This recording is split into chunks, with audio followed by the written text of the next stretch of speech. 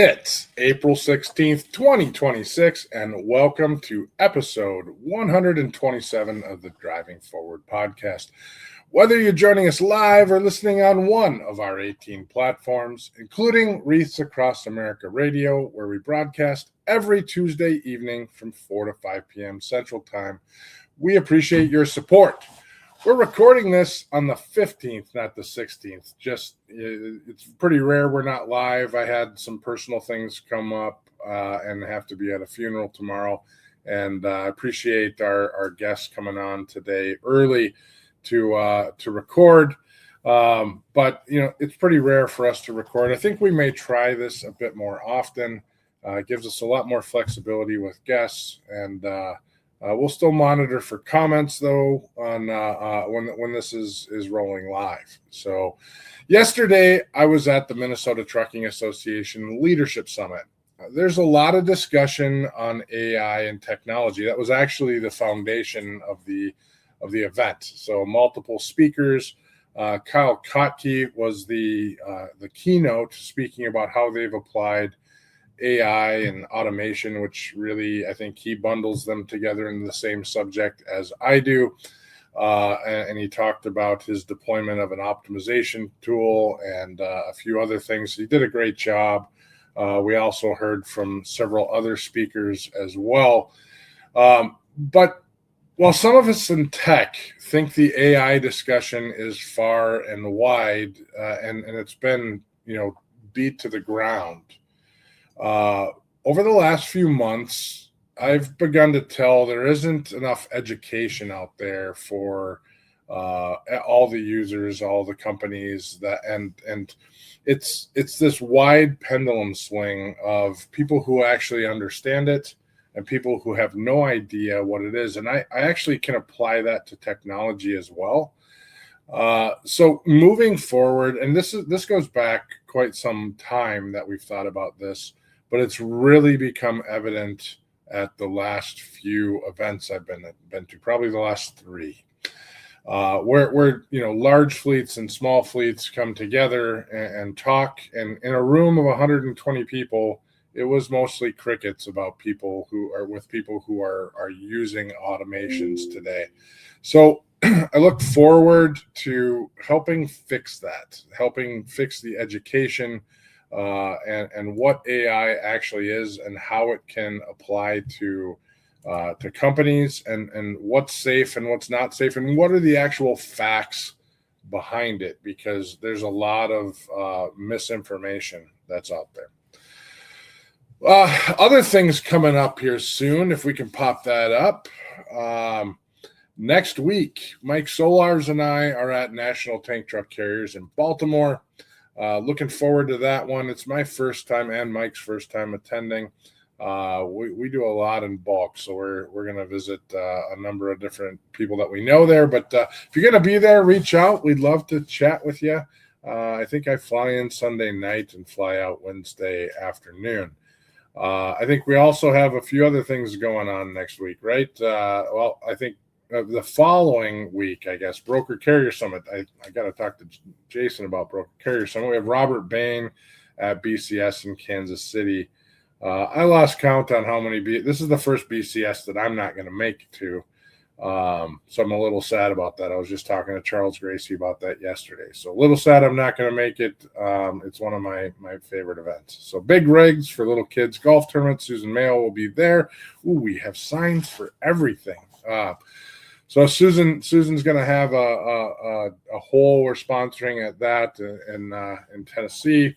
And then we'll have Susan and Missy at the ATA mid-year in Hollywood, Florida. So that if you're going to be at mid-year, we'd love to chat with you there also. I am likely not making mid-year this year, which is somewhat unfortunate also. But I think I've already done 8 events this year, and I'm or 8 potentially next week, and that's probably enough for the short period of time. So I need to actually work.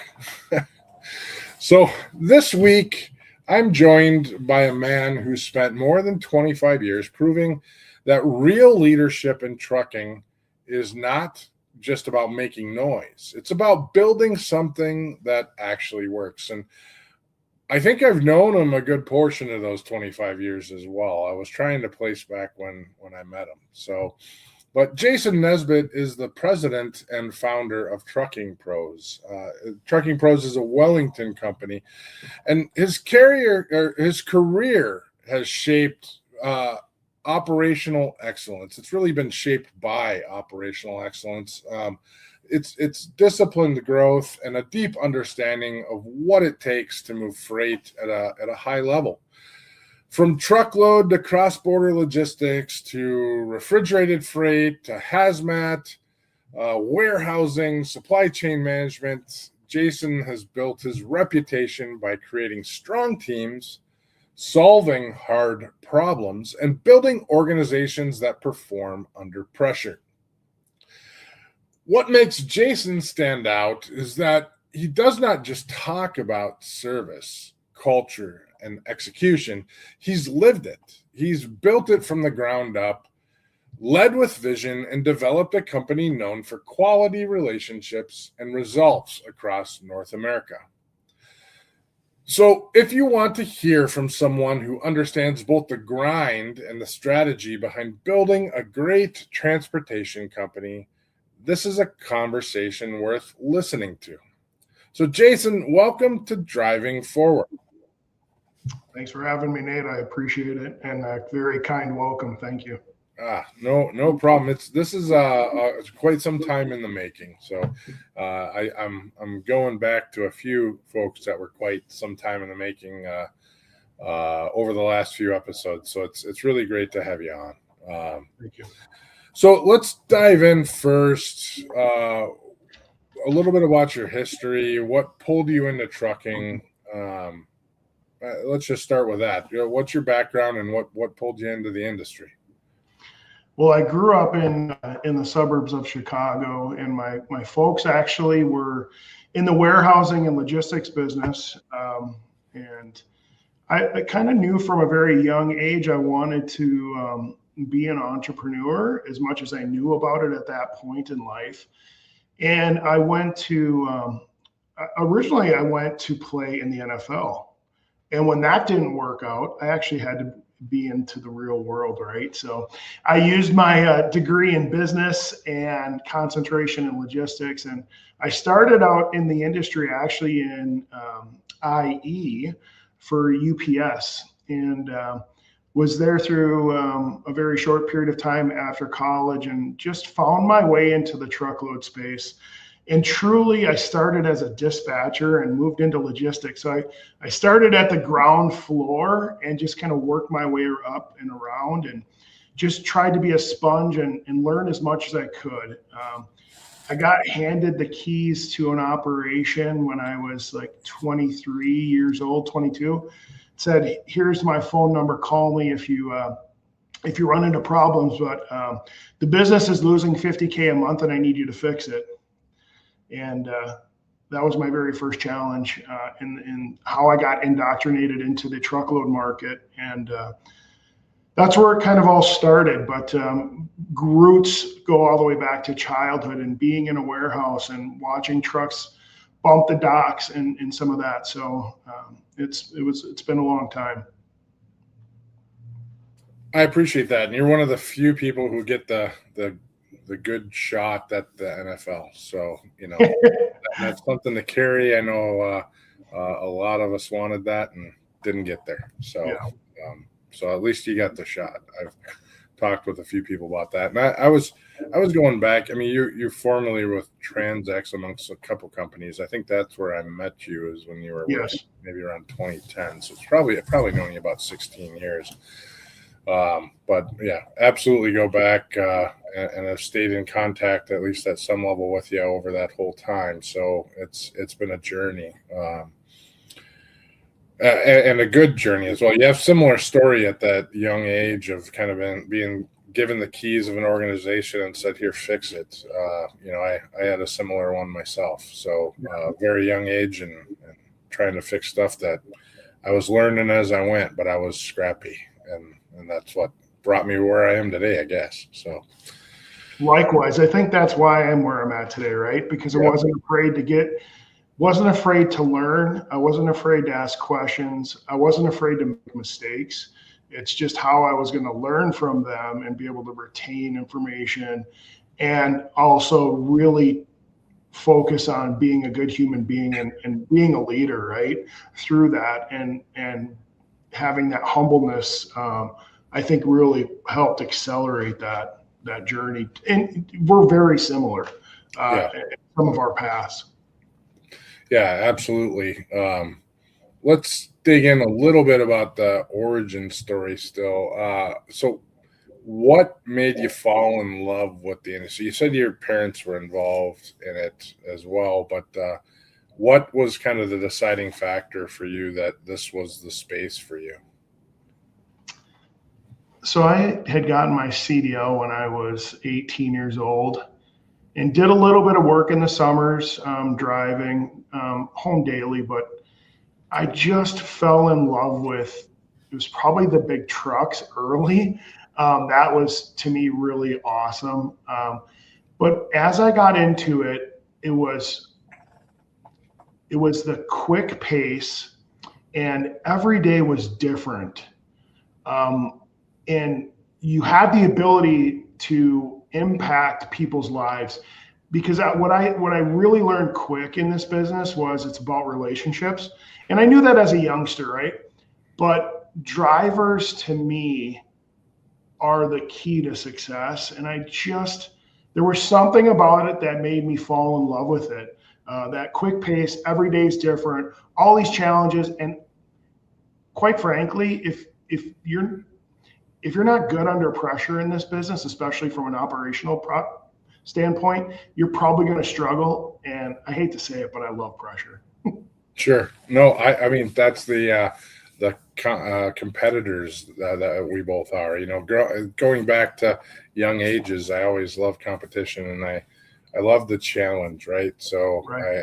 I know we carry that together. Actually, yesterday at the MTA Leadership Summit, there was a presenter around stress management, and I couldn't identify with him. I just couldn't. So, you know, this is a high stress industry, always has been. I manage my stress normally pretty well. There's only a few areas of my life that I can go back and say, man, I was overwhelmed. But I think that the room, which was mostly full of executives or new people in the industry, potentially the new people industry resonated. But you know, I like having a lot to do and having this big pile that I got to work my way through. Whether it's, you know, I've obviously been out of moving trucks for quite a while, but I'm still involved in all of the stuff associated with moving trucks. So I can relate to that completely. So if you look back over 25 years, so it's 25 years in the industry, right? Or somewhere about that? A little more than that, maybe now. Okay. Fair enough. When you look back over 25 years, what are some of the harder lessons that you've learned, and how have they changed you on how you shape your leadership today? One of probably the biggest things that I learned from is when I started hiring people, I thought I wanted to hire everybody that was like Jason Nesbitt. So I had a room full of type A personalities, right? And over time, I've learned that you need different personalities. You need different types of people. You need some people that are just grinders. You need people that they don't want that interaction. You find how people communicate and interact with one another. So that was probably the first real big learning lesson is not hiring everybody that's like me. One, I'm an entrepreneur, right? So I see things a little bit different than somebody that maybe executes from a day-to-day perspective. So that was probably key. Two, the numbers never lie. That's sometimes that's hard to swallow sometimes, because you maybe think you're heading down one path, or the business might be doing better in a certain area, but the numbers don't lie. And you know, so make the good decisions. I think sometimes we used to, when things are thriving, right, and the economy's good and the truckload market's on fire, we sometimes make decisions based on our head and our heart. And certainly there's probably a little bit of an element to that, but it really comes down to numbers. If the numbers aren't there, you got to make some adjustments, right? Whether it's cutting, whether it's fine tuning things. So I think those are two of the biggest thing. And then just surrounding yourself, again, it goes back to people, but surrounding yourself with smarter people than you are, right? I'm not ashamed. I learn every day. I've been doing this for, like you said, 25, 26 plus years. Just being humble enough to know that get your team involved, empower them, and let them make decisions and be by them and be side by side with them, right? I'm very active in the business. Sometimes, probably in the past 3 years, probably too much. I've been in the weeds a lot, but that's what the calling was the past 3 years as we went through a historic downturn, right? But again, it just gets back to the basics, right? People, numbers, making the best decisions for the business. Yeah, I agree. Especially in a downturn, leading by the numbers is very. I'm going to use the term easy, but I think it's relative. I mean, it is if then that scenario where if the numbers aren't good, you have to do something, and this is what you have to do. When the numbers are good, now comes in that entrepreneurial spirit of what do you actually do? Because you can lead by the numbers and just say we're going to stay where we're at, everything's okay. But you want to build and that requires you to think from a visionary standpoint. And so when the numbers start to spin around, that lead by how things are, it really changes. I think it now becomes down more to the entrepreneurial, and to the point that you were saying about building the team. I always think that there needs to be like three types of people. There needs to be the builder, and you only need a few of those, if not one, right? That if you have a room full of builders, you're in trouble. You're not going to get anything done. You need somebody to execute, and then you need to have someone clean up all your messes. So lots of times that's whoever's handling accounting, right? So, yeah. But those are like the three fundamentals of a startup, at least. And I know that there's a variety of different thought processes and names to those people out there, but I mean, ultimately, that's the way that I kind of see it. So we embraced EOS kind of early in this journey, so integrator, right, and the visionary and some of that. So you have a couple of visionaries in a room. That probably won't bode well if you have a couple of integrators, right? It's very key to make sure you nail that. And one point I would say, going back to as things turn and times get better too, is being disciplined, right? Remember through those tough times what got you to that next uptick, right? And you still got to remain disciplined, right? Just because, we're a dry van and refrigerated carrier, predominantly reefer now. The hot spot right now is flatbed, right? Right. We, as an entrepreneur, sometimes we like to chase shiny objects, right? We have to stay disciplined. We just can't go open up an open deck division, right, and start running flatbeds tomorrow, right? So is it something that could be added maybe into the portfolio? Yeah, possibly, but stick with what you're good at. We're really good at reefer and some dry van truckload business. So staying disciplined can be equally as tough when things get good, right? Yeah, and a lot of people talk about diversification being the key to the industry, and I think there's components of that, but sometimes the diversification is we have these lanes, and now we're going to do these lanes. We're doing this type of refrigerated freight, but now we're going to do this type of refrigerated freight. So, to go out and jumping into a entire another sector of the industry that requires a whole nother level of training. For it's not like you can just take a dry van driver and throw them on a flatbed. That's a great way to create a lot of problems. So and for whatever reason, what goes up, it isn't always up. So by the time you get that implemented, you'd probably be, oh dang, we should have went with refrigerated. So right.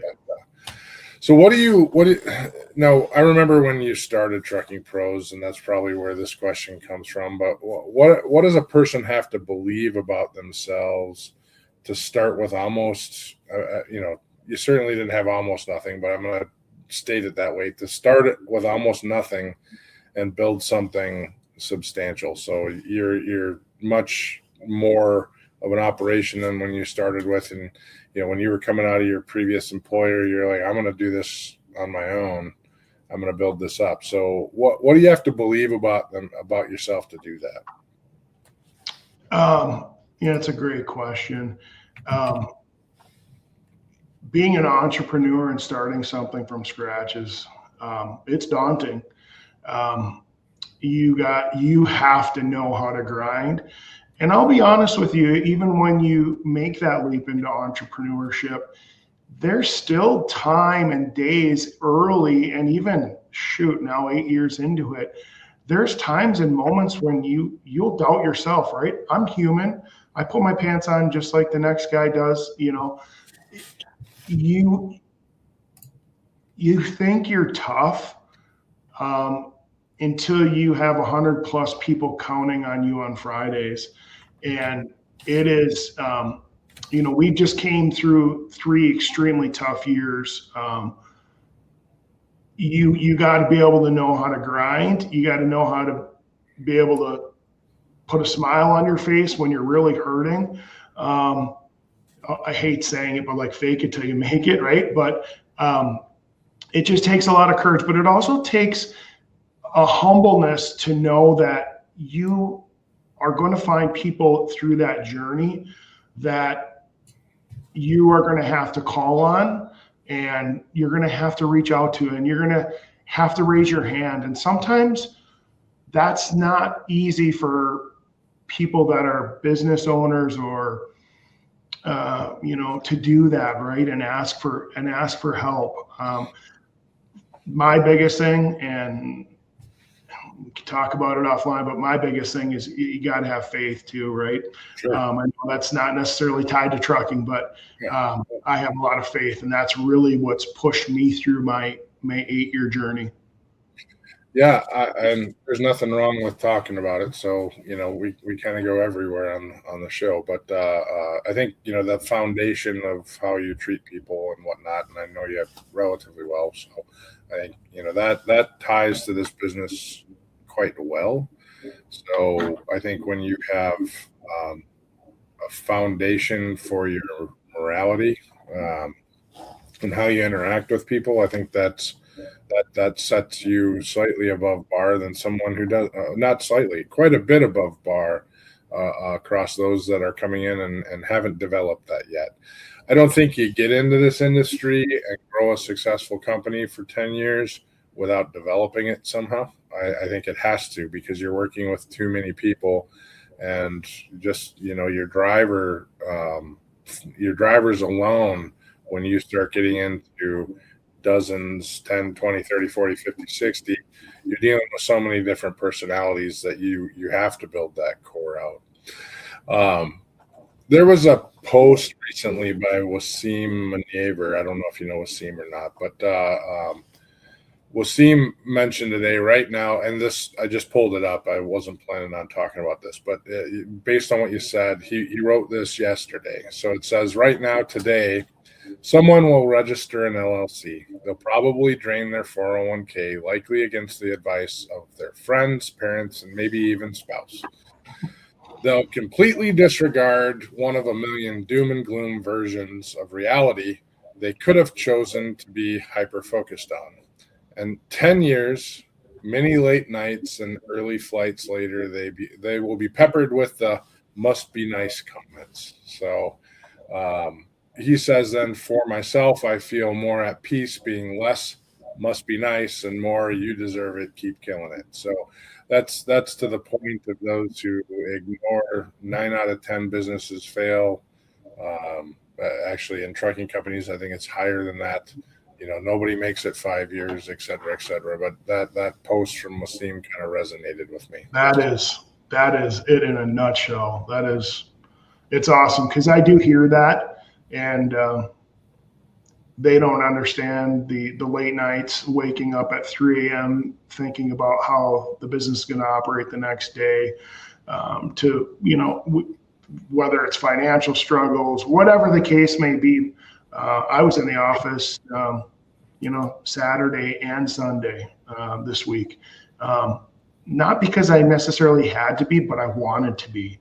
I wanted to set us up for a great week. So, yeah. No, perfect. I think that's the entrepreneur side. That's the scrappy side. Eventually, somewhere down the road, you might feel differently about it. But I don't know too many successful owners of small and mid-market companies that don't do that. So, even when they don't need to. So let's jump off of the background a little bit and go into some market things, and we'll take a quick break and we'll come back and continue down that path. So there's a lot of talk about the trucking reset around the market flipping. From where you sit, are we actually entering a new chapter, or are people just desperate to believe that the pain is over? I do believe we're entering into a different market scenario. I believe there's some light at the end of the tunnel. It's early, I would say. It appears that there is some things shifting in the marketplace. That I think this is a twofold thing, which I'm sure we'll talk about, but compliance and regulation, I think, is driving some of that change today. So. Yeah, I agree on that. To kind of tag onto that, what do you think operators or what are operators doing right now that most people on the outside never see, but that differentiates them and decides who's going to win and who's going to get left behind? Well, to me, it's really hunkering down and getting tight with your current customer base. For us, making sure that we deliver on our product to the best of our ability, making sure that we're developing and maintaining partnerships. We certainly know who hung with us through the downtimes. But it's just fundamentals of business, right? Execution. I do not believe in gouging. It drives me nuts a little bit in this market. When people start gouging, it is what it is. It's going to be here probably long after I'm around. But for us, it's just making sure we're having open dialogue with shippers. We're having them meet with us and understand market conditions. And I think a lot of times people just throw rates, right? But maybe getting down and sitting down with them and explaining the why and how things have moved and are moving in the space, right? And having some very detailed comment rather than, oh, here's a rate, is something shifted. So I hope that's the question. Yeah, I think that's a perfect answer. I mean, I think we're a little choppy right now on the side, but you're saying that the industries are still a relationship business, and I'm guessing yes. We are tied up. So you froze up there, Jason. Oh yeah. Relationships. It has been long before you even entered into the business, and we right. So you're froze up right now. We're gonna go to break. We'll come back and hopefully have everything kind of tied up then, and we'll be back in just a couple minutes here. If your fleet's downtime looks like chaos, you're missing out on GLCS. In the time-critical world of trucking and logistics, every minute counts. Meet GLCS, your expert partner in managed IT and technology services. We integrate seamlessly with your team, bringing seasoned IT professionals with deep trucking and logistics expertise. Imagine your software updates running smoothly, complex issues resolved quickly, and operations humming with efficiency. GLCS has your back. Our support doesn't just fix problems, it prevents them with our industry connections and proactive approach. We keep your trucks rolling and your brokers working. Think of us as the added resource your company needs to unleash its full potential. Visit glcs.net today and keep your business driving forward. GLCS, where efficiency meets expertise.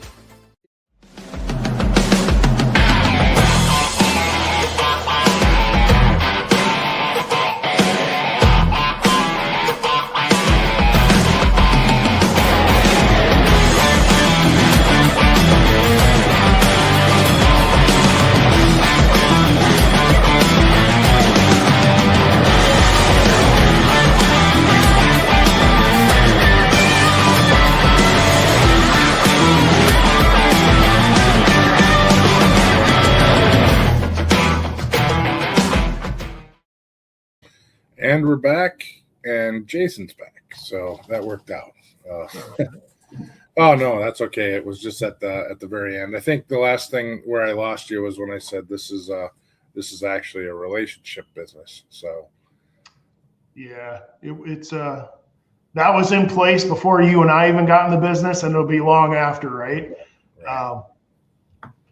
I grew up on a fundamental thing. I forgot to say it earlier, but treat people the way you want to be treated. And that's really comes down to how I live my life every day. And that goes for our customer base, right? Like we've got to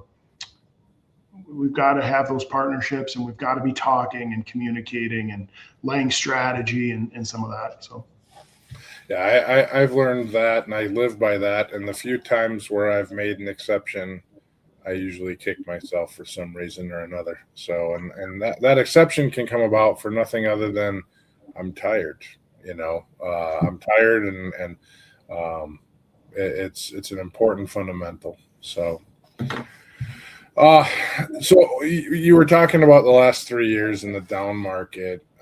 What is this last cycle, even moving into the new cycle, revealed to you about your discipline, potentially your ego, if you have one? I don't know if you even have one. You're pretty straightforward. I don't feel like I have much of an ego, or your pride. Let's throw your pride out there. And the difference between being busy and actually just flat out being built right. Ego's long gone. So the pride is in starting something and not wanting to have it suffer, right? And just embracing that grind. For us, making sure we're very disciplined through this, what we call the freight recession, and now as we perhaps enter into a new space, right? Remaining disciplined. I think finding avenues in which you can operate more efficiently, thinking outside the box, right? Even on your intro, talking a little bit about AI, I'm right. You're more techy and way smarter in that piece of the business than I am. We've been just kind of more or less fast followers, just to make sure that it truly is working. I'm a little old school, have a little bit more human touch. So I think there's a piece there that how tech plays in our business. We certainly have pieces of tech, but how do we fine tune that and hybrid it with the human interaction as well? Because we are so relationship based and relationship driven. And then I think as we get into this new space, perhaps as the market turns for us, one is how do we organically grow with our current customer base that probably has, they've been the downturn with you. So how do we embrace that with them? And then just be very careful of how we're growing, and make sure that there's strategy there, right? I think in the past, sometimes, going back as an entrepreneur, you're like, oh, we're feeling great, making money, there's money in the bank, and let's go have 5 trucks or 10 trucks or 20, whatever that case may be. That looks a lot different for us today than it did in the past, right? Numbers wise, being more strategic, there's a lot of things that happen in an RFP cycle. And we know sometimes that what it says on a spreadsheet when it's reality can be different, right? So we want to make sure that we're locked in with the right partners. I think that's the biggest key for us, and how we transition and how we start to look at different areas of growth perhaps.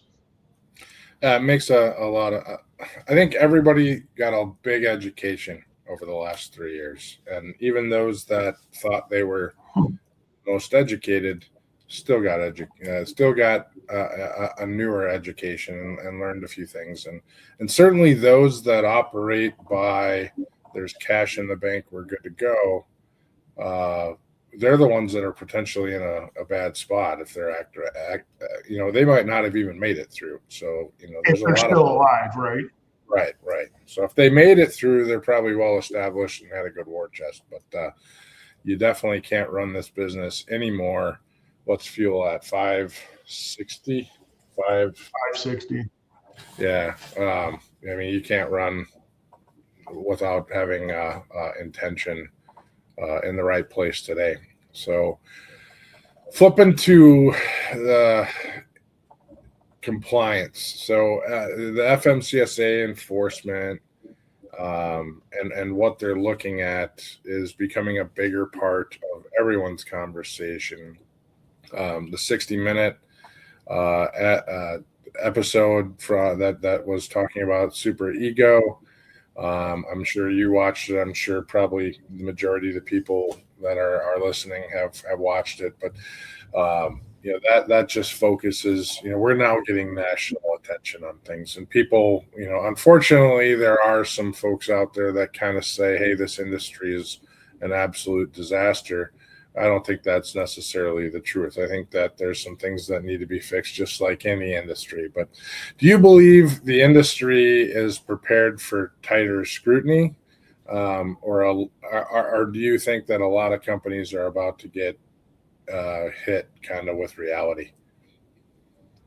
I think reality is right around the corner if it hasn't hit them already, to be honest with you. I've had the opportunity to have some dialogue with Derek Bars, but under the current administration, they're tightening up regulation, and I think ultimately it's for the good of our industry. It's going to kind of set us on a path that maybe there just wasn't enough visibility on it in the past, and the rules and the barrier of entry and some of that, right? I'm a firm believer in following the rules, right? Like when we started this business, even when we just had 2 or 3 trucks, we acted like we were a 100 truck operator, right? Sure. We made sure that we did all of our compliance and maintenance, and we're not perfect, but we certainly acted in that manner. And for me, it's refreshing because I know it'll never be 100% clean. There will be bad actors in every industry to some percentage.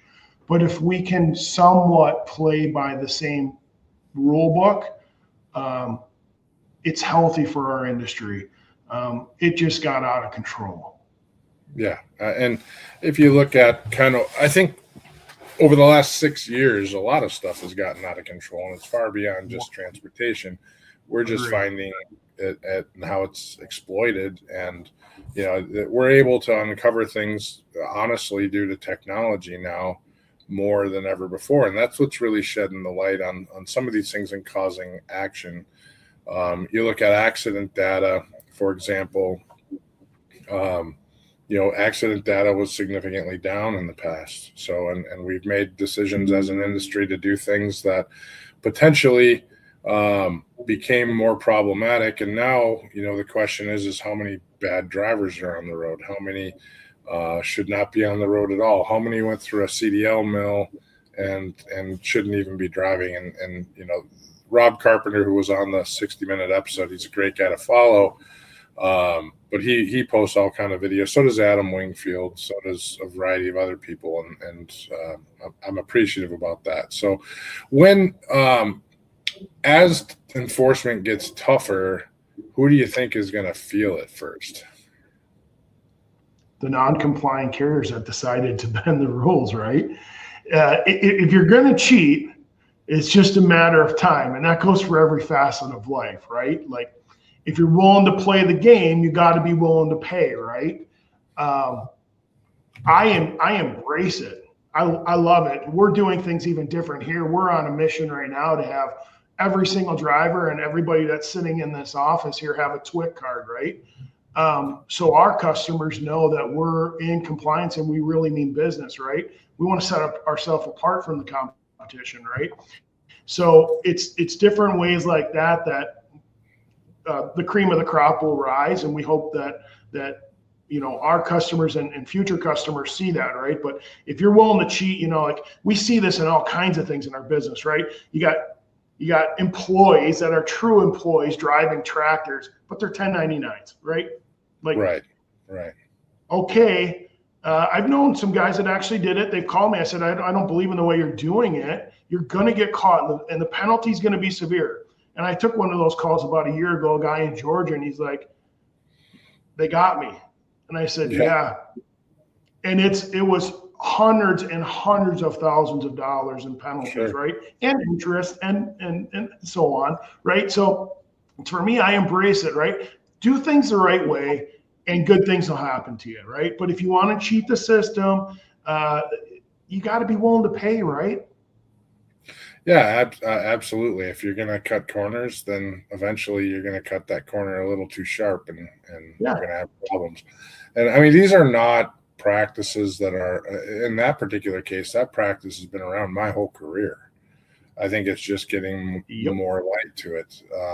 The chameleon carrier discussion has been around forever, but I think it's a lot more people doing it right now. You have businesses apparently that are being built up, and I was just hearing of another one of good size here today too. So the freight fraud, for example, or cargo theft, that's not anything new. It's just something that we're now measuring very closely. I couldn't tell you how much it was before, because half the time you lose $30,000 worth of freight or $50,000 of freight. That's an insurance claim, and if they weren't tracking it accordingly, we as an industry were not monitoring this very closely back then. So, so moving on, you do a lot of specialized freight, if I recall, pharmaceutical, food grade, some government freight too. You're bonded, I believe. Yeah. So you do a lot of that, and would you say that when you execute on that, that's perfect, but if you have a problem with it, you're going to have a bigger problem with it, right? Yeah. Yeah, absolutely. So, go ahead. So we, through the downturn, we just started really strategizing and trying to figure out, well, what do we want to be when we grow up, and how do we separate ourselves, right? We didn't want to be just an ordinary dry van carrier, because based on the past, as you saw in the past 5, 6, 7+ years, it was very easy to get in, right? If you had a couple $1,000 and you could go buy a truck or rent a truck and rent a trailer, you were in the truckload business, right? Barrier of entry is really easy. So we started diversifying before the downturn and getting into the refrigerated space. And then through the downturn, we said, okay, where are there opportunities for us as just really good operators to kind of find some niches? And some of it came to us, and a lot of it was just going after and getting it. But, the group of companies, we got ISO 9001 certified. That was a big undertaking for all of us within the different, I would call it buckets of our company, right? Making sure we're compliant, making sure we have SOPs, because if you don't have those certifications, you just can't play in that space. Having our drivers having TWIC cards from security compliance. So we got into the pharma space, and really that's it's an area that we continue to grow in. We're not where we want to be, but we certainly are. We're playing in the industry. And then food is our other big avenue, right? So pharma and food, we do have credentials. And so we're government certified and we're bonded, but we really haven't entered into that space. We'd like to. It's a little bit maybe just lack of knowledge. It's new for us. So we're trying to navigate through that space, and we're reaching out to some people that have some expertise to perhaps maybe penetrate that, because there is some opportunity there, right? That's probably the biggest customer that you could have in the U.S. So just being niche carriers, really being, again, it's back to relationships. So, our mark is to be 85 to 90% customer freight. We're not quite there yet. We're close, but we're not quite there yet. So opportunity for improvement there. And then just really being disciplined. Again, even when things are turning, right? From a lane perspective, density, being able to relay and offer a high level of service. So that's kind of that's where our lane is right now. We're just really trying to, what we call, kind of beat the crap out of it. No, I can appreciate that. You had a question about the government thing. I think I mentioned this to you before, but are you actually going to Broker Carrier Summit? Did that pan out or no? I'm trying like hell, Charles and Dale Prax. So I actually owe them a call. Thank you for bringing it up. My plate's a little full right now, but yes, we're trying to get there. In fact, the truck that was just behind me was a veteran truck that we won mats with our first year. They would like that to come down from a military perspective. So perhaps I'm working to get there this month. So I'll give you it's coming up very soon. Yeah, it is. It's 2 weeks from now. So I was just on the phone with Charles yesterday, but I'll give you a reason to go. There's a woman there that runs a 2-hour session. Her name is Melanie Patterson, and she runs a company called Team Integrity Knowledge Center. She also has another company called Integrity Global Logistics, but she helps companies that want to get into government operations. So whether it's freight or anything else, that's one of her businesses is doing that. I think I mentioned that to you a while ago, but she will be at, I believe, Broker Carrier Summit. I think she has a session there. And it would be, I can even connect you guys outside of this, but that's all she does is government freight for the most part. So, but she does help people with any sort of government contract. So you also do cross-border freight as well, right? Or are you crossing the border? Or is that just... our division really doesn't cross the border, but the Wellington Group, absolutely. We have an asset-based fleet that's truckload and LTL, both asset-based, and we also have non-asset-based applications as well that we run through our hybrid solution to customers. So yes. Gotcha. Okay. So Trucking Proz itself is primarily domestic? Primarily domestic. We really focus on the central corridor of the U.S. Okay. Gotcha. So central corridor being what exactly? I would say kind of Minnesota down through Dallas, Houston, and from Columbus, Ohio, kind of down through Memphis to Houston, kind of that funnel. When we really like to stay in that area. Perfect. All right. So cargo theft and fraud, that was another topic that we wanted to chat about. That's keeping people up at night. It's all over the news as well. And I don't think you can pull up a social media platform if you're well networked and not see something about freight fraud, cargo theft, or cybercrime, right? So when you see what is happening in the market, do you think this industry is treating this problem? So you and I are networked in with a couple of people that we absolutely know are treating it like a threat, but kind of step back and consider that. Is the industry treating this now like it's a real threat, or are they kind of still acting like it's somebody else's problem? Part of me, just because of the group in which we're connected, I feel like it's at the forefront where we're doing some things really in a proactive manner to try and curb that. Part of me also, kind of speaking on both sides of my mouth, feel like that's not my issue, right? I wish there was some way to actually know that. I don't know that. Maybe perhaps there is, or I just haven't spent enough time on it. But it's real, right? And we're seeing it a lot, and it's good that it's actually being brought to the forefront, like all these other problems or opportunities in the industry. So.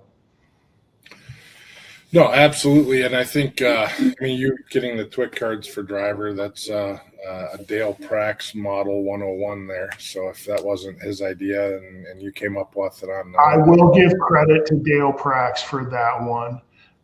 Just trying to work together to separate us. So thank you, Dale. Shout out to him. Absolutely. Dale's done, that guy's done more for this industry in this space than I think probably anyone else that I'm aware of. So as his background and what he's done, when I was talking about that on another podcast a few weeks ago, is just amazing. And I'm so glad he partnered with Truck Stop, and that has given him a megaphone, and he is all over the place. So he's never going to retire. So he's just going to, this was supposed to be his retirement, and it's not his retirement. He just keeps going. So I definitely appreciate him. Have you done any sort of driver-facing training around any sort of freight fraud or anything along that line? Has that changed your behavior with your drivers? It has. So we're having dialogue and trainings and doing some different opportunities now with conference calling into with our fleet and training them and talking about things to be on the lookout for. There are some, I would say, some AI tools and things that we have incorporated into the cab, especially from a theft perspective, that steers us away from high risk zones. We have padlocks on our trailers. When we start talking some of the healthcare and pharma, there's some definitely some other applications that we and directions that we have to execute. So we might look at it a little bit different than some other folks, but certainly it's ongoing education, because these guys are really smart. Right. We know that they're smarter than I am. Yeah, they're thinking, they're worried about trying to get into what they're worried about, trying to get your freight or getting you to pay them money or get your freight, whichever the case might be. You're worried about moving the freight, and that spotlight isn't always wide enough to catch them. So we've acted a little bit different over the years, just because of some high value stuff and as a group of companies, right, and cross border. So we've looked at it a little bit different. We put some different safety measures in with trailer locks and tracking and our seals on our doors and when the door opens and some of that. So we've been proactive in that aspect, and just trying to do everything we can to educate, right, and be on the lookout. And if something doesn't look right, raise your hand, call somebody. Perfect. So fuel costs is another big topic. Obviously, I think I mentioned it earlier. I think it's $5.60 at the beginning of the month. It was $5.64. So we saw a bit of a table, but it's still $2 higher than what it was, I think, in February. Yeah. So, and now the rumor is it's going to continue to climb. So in this market, and there's a lot of things outside of your control. Certainly if you have a customer that has a good scheduled fuel surcharge, the only hit you take is a short period and some cash for a while, which, that can be painful too. But in this market where there's a lot of stuff outside of your control, how do you keep your team focused on the disciplines that protect your margin and keep your business healthy, specifically around the fuel side? Twofold. One is, so we do a lot of customer freight. Well, we're very blessed there. So in nearly all scenarios, with that respect, we're covered and protected. Got to make sure that the fuel schedules work and that we're properly billing, and how do they move? Is it moving weekly? Is it moving monthly, et cetera? So just getting a little bit more intelligent in that space and making sure that we're protected. I think the other part to this is we don't have customer freight that we're not 100% dedicated, right? So when we have to reposition a truck, or that 20% where we're working in an open market, right? Educating, right? Talking to the people on the floor they're driving your business. That person that's calling on that load or booking a load, they're driving your business, and we have to work with them, right? So we send out constant updates of here's what fuel looked like back then, here's what it looked like today, and then also what that cost is associated with it, right? Because obviously brokers their margins are getting extremely squeezed right now. So if they can get a little bump in fuel surcharge, they're going to probably try and keep it, right? They're in business, they're trying to stay alive. But we have to be educated in the same aspect of, hey guys, fuel is 18 cents different today, or 15 cents or 20 cents different than it was back then. And on this, 400 length of haul, we need an extra X number of dollars to be whole on the business, right? So making sure that we're just talking, we're educating each other. And we want to just reduce that risk of the outside market and really focus on customer freight. But there's a little bit of a gap there for us. I think, if you're looking elsewhere, there's a lot of opportunities as well with the driver, right? So talking to them, making them understand, right? If they're idling the truck, it's costing us, right? If we can back off from 70 miles an hour to 65, what that impact has, right? Everybody wants to make money, but we all have to be on the same team and part of the family to really drive that and really drive the bottom line. So we're looking at all kinds of aspects of how to better operate and less impact the bottom line when it comes to fuel. We've got a very good fuel card program. So encouraging things there, right?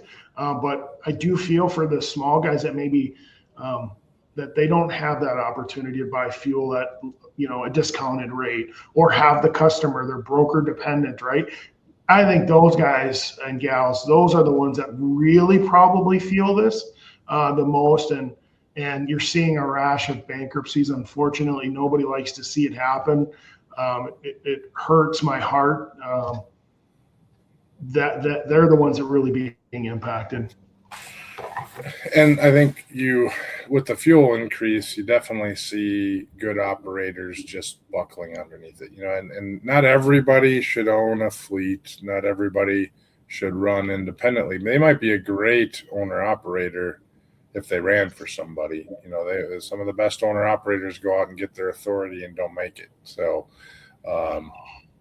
we do see some of that. And the piece of advice I have for the small operators to address that is get in with a fuel card that has already pre-negotiated discounts. And there's quite a few of them. MS Fuel Card is a good partner of us, but there's plenty of others. Obviously, there's some apps out there that you can get into also. But at least you get some discount as opposed to you're paying the retail rate, and you shouldn't ever pay the retail rate. So last question for you, and then we'll wrap this one up. The hour always goes by quickly. So at the end of it all, when you're hanging your head up, what do you want people to say about you and the kind of company and person you are or you built when you're not around anymore? Really, it's not about the company, Nate. I'd be honored for them to say, he was a great dad. He was a good husband. He's a guy that I could just genuinely count on, and knew that he gave it everything he got in every aspect of life. And not all seasons of life are fun. They can be tough. We've been through a valley here lately.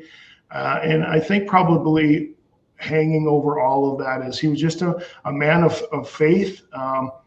I'm very strong in that sense. I don't push it on anybody, but I make it available because at the end of the day, that's really what it's all about. And I know where I'm going when I do leave this earth, and I can't take anything with me. And I just really working on being a good human being. Perfect answer. Well, I appreciate you over the last hour. Where can people find you if they want to reach out? I'm on LinkedIn. I love to post and some of that. So you can hit me up there. Certainly we have all the social media outlets, with Trucking Proz. Feel free to email me, jason@truckingproz.com, and give you my cell number too, whatever, if we connect. And it's about relationships, building them and helping one another, right? It's important to me. We're in this together. You and I have built different things, but in the same industry, and it's all about relationships. I mean, there's no doubt about that. I've spent a career trying to create relationships, and it's not monetized. It's not anything like that. It's just trying to be a good human and helping. And hopefully in the end, it all comes around. We all survive and we make a little bit of money, but it absolutely is that. So Jason, I appreciate you being on. We'll get you on somewhere else down the road, and hopefully I see you sooner than later. Sounds good. Thank you for the opportunity. Appreciate you. So if there's one thing this conversation with Jason Nesbitt makes clear, it's that trucking does not reward wishful thinking. It rewards discipline. It rewards leaders who can see around corners, and it rewards companies that know how to build trust when the market gets tight, the pressure gets real, and the easy answers disappear. Jason's a great reminder of great companies are not built on hype. They're built on standards, relationships, accountability, and the kind of leadership that still holds up when things get hard. So whether you're running a fleet, leading a team, chasing a margin, or building something that just lasts generally, this episode's one that's worth sitting in on. Because in this business, the ones who win are not always the loudest. They're the ones who are ready. So stay curious, stay informed, keep pushing the boundaries of what's possible. Until next time, drive forward with purpose and innovation. Thanks for watching.